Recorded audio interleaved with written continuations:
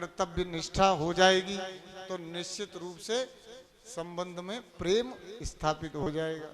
प्रेम में किसी प्रकार की कोई शिकायत और हानि लाभ नहीं होता है। तो देखिए ये बड़ी सुंदर कथा यहाँ संतान उत्पत्ति की है कि कहा मेरे यहाँ कोई संतान नहीं है महाराज, और मैंने सुना है कि संत जो है परमात्मा के विधान को भी बदल देते हैं, आप मेरे ऊपर कृपा करिए। समझाया, बोले देखो संतान सुख नहीं देती है। राजा सगर के 60,000 पुत्र थे, राजा सगर को रोना पड़ा था। महाराज अंग के यहाँ बैन जैसा बेटा हुआ, उनको कष्ट पाया, उन्होंने कष्ट पाया। कंस ने कारागार में अपने पिता को डाल दिया। कितने उदाहरण दूं, ये संतान सुख देने वाली नहीं है। इसलिए आओ सन्यासी सर्वथा सुखम, छोड़ो संसार को, हमारे साथ में चलो। हमने जैसे वस्त्र पहने वैसे वस्त्र पहनाएंगे, भगवान का नाम गाएंगे। लेकिन आत्मदेव पढ़े लिखे ब्राह्मण थे, क्या कहा, बोले महाराज आप सन्यासी हैं अच्छी बात है, लेकिन विवेकम तु समासाद्या त्यज संसार वासना। आपने अभी गृहस्थ को भोगा नहीं, आप गृहस्थ सन्यासी नहीं, आप तो मुझे लगता है बाल्यकाल से ही विरक्त हो गए हैं। इसलिए गृहस्थो सरसो लोके पुत्र पौत्र समन्विता। अरे गृहस्थ जैसा सुख कहीं है, धन्यो गृहस्थाश्रम। अरे ये सारे आश्रमों को चला कौन रहा है, हम गृहस्थी लोग ही तो चला रहे हैं। हम गृहस्थियों के आश्रम में, हमारे गृहस्थी आश्रम के जहाज पर बैठ करके ही ये तुम्हारे आश्रम चल रहे हैं, नहीं कौन चलाने वाला है। अरे महाराज आप क्या जानो कि गृहस्थ का सुख क्या होता है। नाती कंधे पर बैठा हो और बेटा गोद में बैठा हो, कोई दादा कह दे कोई पिताजी कह दे, कान में रसगुल्ला सा खुल जाता है। आप इसको क्या समझो महाराज। अगर आप दे सकते हो तो बलपूर्वक मुझे संतान प्रदान करिए। मेरे कोई संतान नहीं है, मैं विवेक का क्या करूंगा, मैं बहुत पढ़ा लिखा हूँ, कोई साधारण नहीं हूँ, मैं विवेक का क्या करूंगा। मुझे बलपूर्वक आप पुत्र दीजिए। आप संत हैं, अगर आप तपस्या करते हैं, भगवान की कृपा आपके ऊपर है, आपकी वाणी यदि सिद्ध है, और यदि आपने ऐसा नहीं किया तो मैं अपने प्राणों का त्याग आपके समक्ष ही करूंगा, जिससे मैं परमात्मा से कह सकूं कि एक संत के सामने मैंने प्राणों का त्याग किया था। तो संत की तपस्या पर आ बनी, संत जान गए, बोले ये लातों का भूत है, बातों से मानने वाला नहीं है। और ऐसा ही हुआ, संत को करुणा आ गई, दया आ गई। तो क्या किया है कि सत्यम शौचम दया दानम मेघ भक्तुम तो भोजनम वर्षा विधि स्त्रिया कार्यम तेन पुत्रोति निर्मलम। बोले बेटा संतान तो तुम्हें मिलेगी, लेकिन संतान से सुख नहीं मिलेगा। तो कहा बोले महाराज ये सुख दुख तो बाद की बात है, पहले संतान तो मिले। तो फल निकाला, झोली से पकड़ा दिया, जाओ पत्नी को खुला देना। तेन पुत्रोति निर्मला, तुम्हारी पत्नी यदि निर्मल मन की होगी, यदि वो सत्यभाषी होगी, पवित्रता से रहती होगी, दान पुण्य करती होगी, 1 वर्ष तक यदि वो विधि पूर्वक पृथ्वी पर शयन करके रहेगी, भगवान का भजन करेगी, तो तुम्हारे यहाँ सुंदर पुत्र का जन्म होगा। ऐसा कह करके महाराज आशीर्वाद दे करके चले गए। बड़े प्रसन्न होकर के आत्मदेव उस फल को लेकर पत्नी धुंधली के पास आए। कहा बोले धुंधली हमारा जीवन भी अब खुशियों से भर जाएगा, हमारे घर में भी बड़ी किलकारियां गूंजेंगी।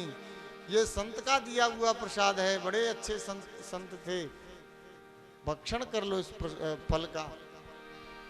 फल दिया और प्रसन्नता पूर्वक चले गए।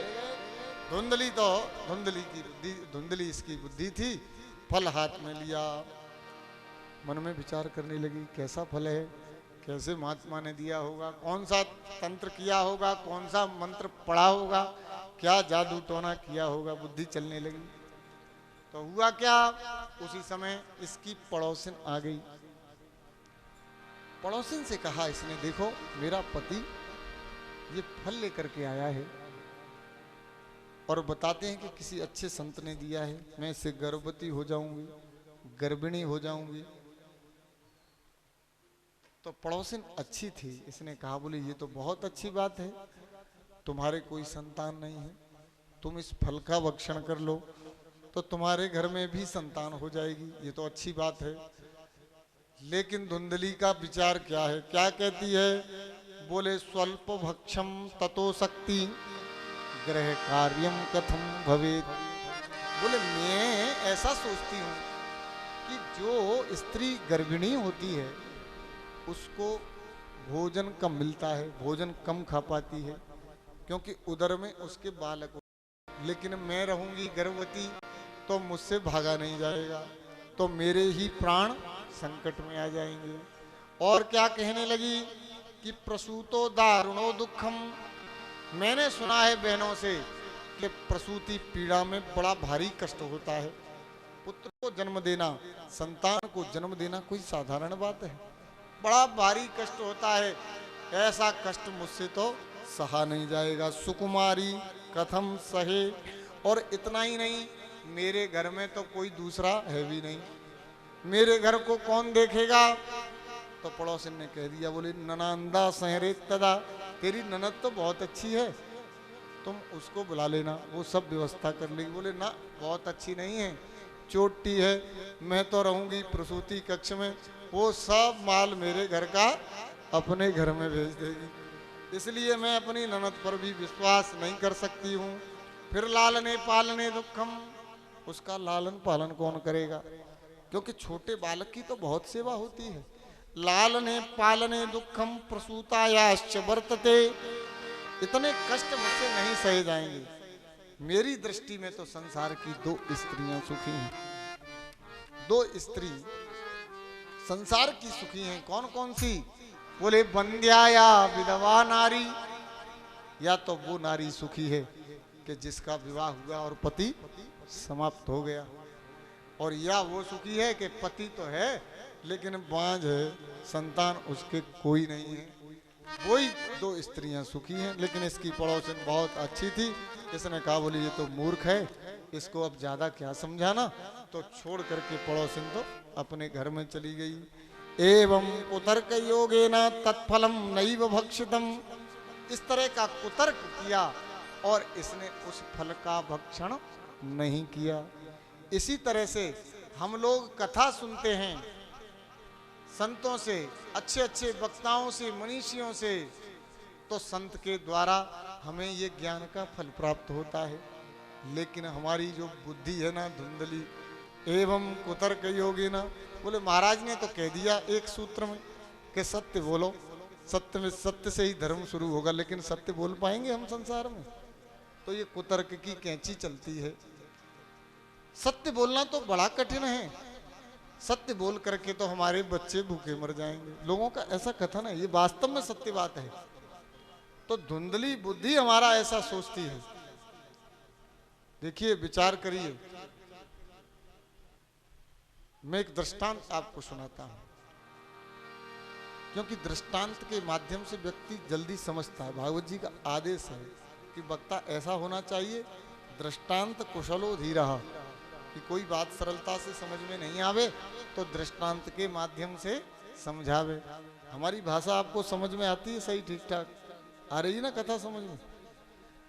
बोली भक्तवत्सल भगवान की जय। एक जंगल में सिद्ध संत रहते थे, बड़े तपस्वी संत थे, और देखिए इतने सिद्ध हो गए थे, उनकी वाणी इतनी सिद्ध हो गई थी कि पशु पक्षी भी उनसे बात करते थे, पशु पक्षी भी उनकी भाषा को समझते थे, इतने सिद्ध हो गए थे।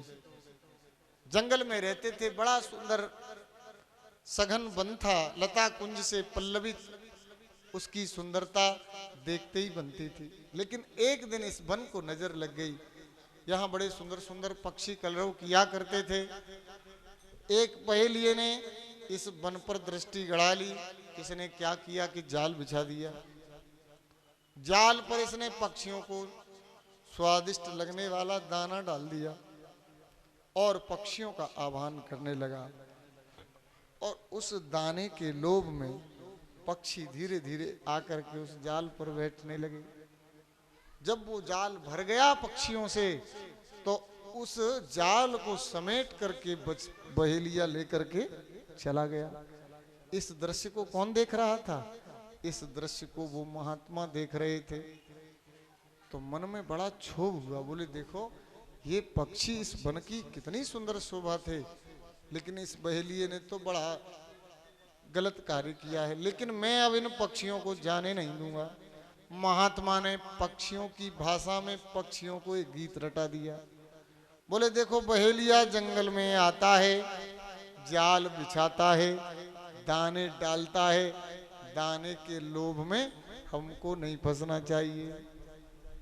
तो महात्मा ने